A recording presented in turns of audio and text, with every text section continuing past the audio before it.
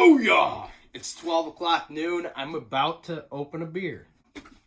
The reason why I haven't been posting any motorcycle content or reviews, whatever you guys want to call it, I've been super busy. I'm also an active singer and songwriter, which I will be bringing that content onto this channel, the one you guys are checking out right now, if you guys are or whatnot. But anyways, today there's also something else I love besides music and motorcycles. I'm also a reptile enthusiast, and today I'm going to show you guys some of my lizards. I want to talk about the difference between an African fat-tailed gecko versus a leopard gecko. So this is a leopard gecko. She's a max. No, she's not a norm, but I just brought her out real quick so you guys could see what a leopard gecko looks like. Most of them, there's all different morphs between these and the fat tails. Like, you get so many different color patterns now. It's absolutely amazing, but I'm going to put her back. But this is the body shape of a leopard gecko, give or take, like, color patterns. This is an African fat-tailed gecko, and you can tell their bodies are similar. They're pretty much, they're different color patterns, and like I said, even about the leopard geckos, that's one thing that they have in common. They are both, they both come in so many different paint jobs or whatever. Their bodies are similar.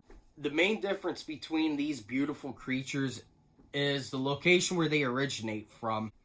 Your leopard geckos come from these rocky grasslands. There's several areas where they come from. I've read they come from Pakistan, Afghanistan, parts of Asia, even India. There may be other parts that I left out, but these areas are a bit drier compared to Western Africa, where your fat-tailed geckos come from. The humidity is a bit higher there, so that's another factor in keeping these animals. I also house them different. My leopard geckos, they stay in these glass terrariums with the mesh screen lid. I do keep a humidity box in there in case they go in the shed. If they want to drink from that instead of their water bowl, they do totally good, especially where I'm from.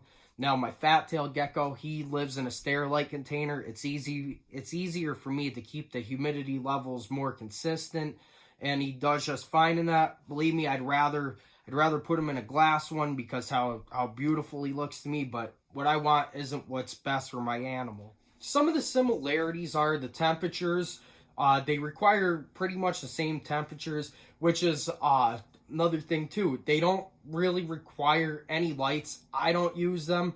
I don't use the UVA, UVB. They're not an animal that's really gonna bask for the most part. I use under tank heat pads with all those guys, with all my leopard geckos and my fat-tailed geckos. Now, if you're running those under tank heat pads, make sure that you are using some type of thermoregulator, a thermostat. Those heat pads can get pretty hot.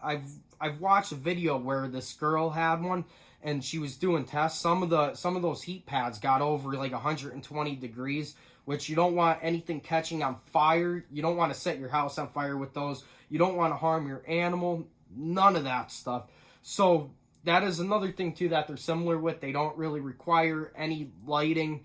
You could use some. What I do is I have them kind of by my window, but I have the back is blacked out. I have that covered so they could distinguish daytime from nighttime, and they have a dark hide that they could go into where they're not exposed to all that light. But I do let some light shine into the tank so they could distinguish the daytime from nighttime. But other than that, I'm not running the UVB lights and all that. People do. They say that it makes a difference. Personally, I don't. I've never had issues. Their diet is the same. I hope you guys enjoyed this. Please like, make comments, do whatever. I will be back soon with more videos. I hope you guys enjoy this. Next time I may show you guys all my leopard geckos, or I may do something with music, one of my reviews, possibly on some of the gear that I run, some of the tips I could give some other musicians that are starting off. But thank you guys so much. I hope you guys enjoy this.